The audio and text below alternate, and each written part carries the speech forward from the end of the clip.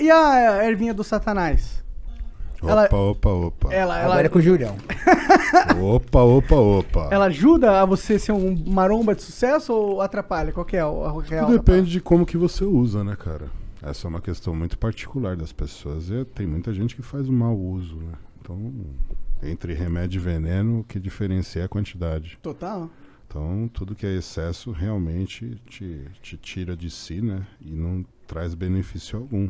Mas é uma atividade bastante comum no nosso cenário. Pra mim faz sentido, pra mim parece complementar, entendeu? Sim, porque também tem ação analgésica.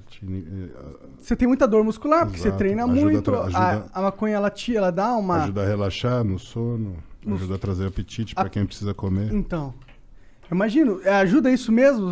Sim. Você, tipo, tem momentos assim, cara, não tô com fome, não consigo comer.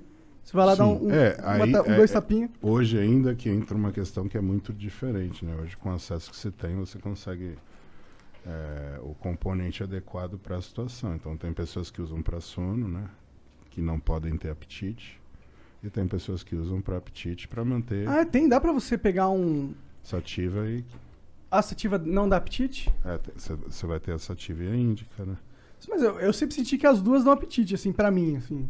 A índica E apetite pro doce, né? Por isso você pegou Pro a caixinha doce, benta. cara. Eu sempre fui meio doçólatra, tá ligado? Mas você também sempre foi maconheiro. Não.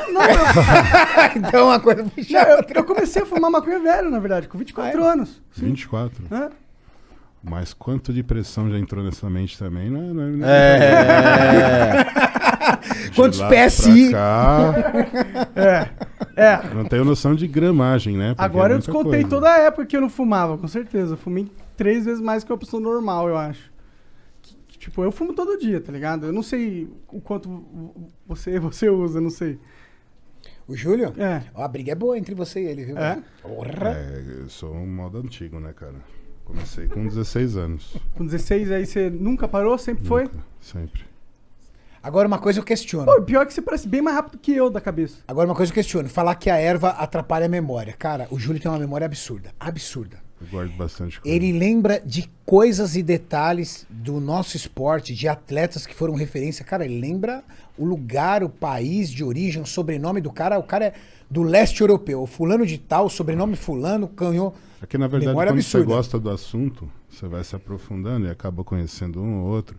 Eu gosto de estudar a história do esporte, então é uma coisa que eu sempre busquei me especializar como eu tenho uma frequência de ficar vendo, me atualizando, aí se torna meio que instintivo você lembrar, né, dos nomes dos atletas, da época e da competição que eles disputaram.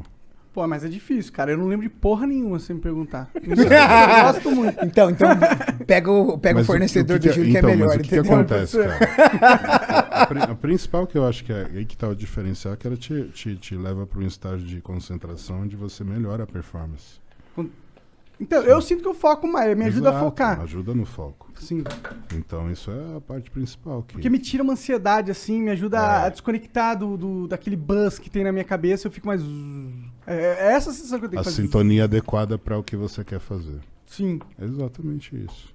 Então, assim, quando você consegue chegar nesse estágio, ter autocontrole, continuar suas atividades, não deixar de trabalhar, não atrapalhar a vida de ninguém, tudo certo. Sendo saudável? Exato. Cada um... Até porque o que acontece?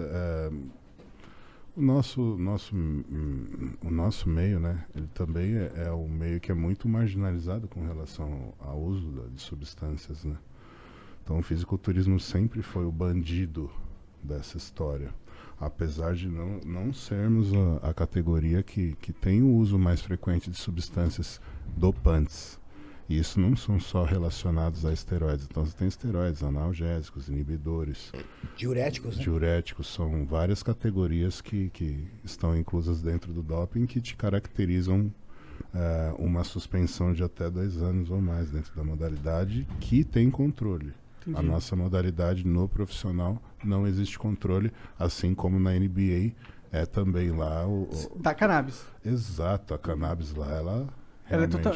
Porque não é algo que realmente vai fazer um efeito que você vai sair além dos outros atletas num nível absurdo. Não, muscular, e chegou numa situação que, sendo bem sincero, se eles fizessem o doping, não iria ter jogo. a maioria dos atletas... A maioria deles é usuário. Então, eles não tinham outra opção a não ser legalizar, porque os estados lá também têm essa visão. Estão legalizando agora Exato. lá, né? Então, a lei lá permite. Se a lei permite, por que não o esporte vai permitir também? Faz todo sentido. Entendeu? Então, é uma questão de crescimento. Eu acredito que aqui a gente não tem essa condição hoje. Infelizmente, a gente não tem esse preparo. Aqui é um país onde precisa ainda... Tem muitas leis que tem que passar. Exato, E a sociedade tem que se nesse conscientizar e tal. É uma merda, né? Nesse Exato, sentido. é. Como sempre, eu acho que a gente tá meio atrasado aí nessas questões em relação ao mundo, né? Bom, mas é legal, é legal saber que, tipo... Né? Inclusive, eu fico pensando se existe um contraponto que o exercício faz aos malefícios da cannabis. Porque ela existe, né? Os malefícios da cannabis, eles são presentes. Existem os colaterais. Como com qualquer certeza. substância. Ele te deixa um pouco mais letárgico, Sim. ele deixa você um pouco mais lento nas suas reações e tudo mais. Eu fico imaginando se o esporte, se o exercício físico não ajuda a mitigar essas coisas. Porque, por exemplo, a diferença de... Então, mas aí que tá. Se você tem uma pessoa com crise de ansiedade, essa pessoa é a pessoa indicada para fazer esse uso. Sim, sim. Entendeu? Então é tratado como medicamento dessa forma. Uhum. E é esse o problema. Aqui não existe essa forma ainda.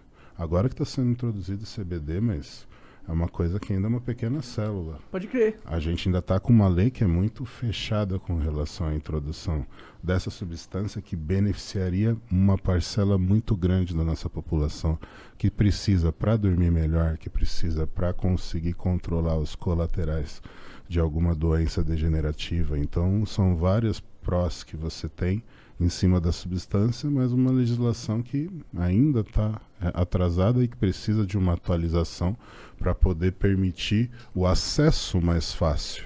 Existe hoje um acesso, mas ele é muito restrito. Se esse acesso fosse mais fácil, a gente teria muito mais controle e muita gente conseguiria controlar a insônia sem ter que usar um tarja preta, né? Exatamente, isso que a galera às vezes falha em entender, que existem muitos outros remédios aí que têm efeitos colaterais piores, mas eles são legais. Exato. E eles têm a mesma função que poderia ter um canabidiol, entendeu? Isso. E a gente só tá tendo um limite desnecessário, burocrático, na saúde das pessoas. Inclusive lá nos Estados Unidos eles estavam tendo uma crise muito forte de opioides, que eram aqueles remédios de analgésicos mesmo. Sim, pesado, analgésico pesado. Sim. Mas essa entra numa questão que é política, né? As indústrias farmacêuticas também começam a perder um mercado que é muito grande. Então não é tão interessante para eles uma liberação dentro da Anvisa de uma substância que teoricamente iria inibir as vendas de certos medicamentos. Com E certeza. é um bagulho Júlio que tem é toda só a razão. você plantar aqui que nasce. Mas isso para a indústria farmacêutica é uma dificuldade. É péssimo. É péssimo. Peraí, eu vou ter que trabalhar com uma plantação disso, cara. Através de síntese orgânica, eu consigo fazer esse princípio ativo num reator. Verdade? Não dependo de um elemento natural. Fala assim, não, deixa isso para lá. A indústria farmacêutica, ela faz o que ela quiser. Por exemplo, é muito mais fácil você produzir um coquetel antirretroviral ou você descobrir, estudar e investir para uma vacina da cura da AIDS? Que vai te trazer mais lucro. Cara, O se que vai te você trazer maluco é o tratamento Não, perene. É o AZT. que vai te manter vivo e que vai te manter por um longo período. Esse tratamento é um tratamento caro. Muitas pessoas não sabem porque quem tem problema, quem é soro positivo, ele geralmente recorre ao governo. E o governo subsidia esse tratamento, mas é um tratamento muito caro. E o Brasil é o único no mundo que tem esse tratamento gratuito. Pô, da hora demais isso, né? É um tratamento muito caro. E é um tratamento pro resto da vida.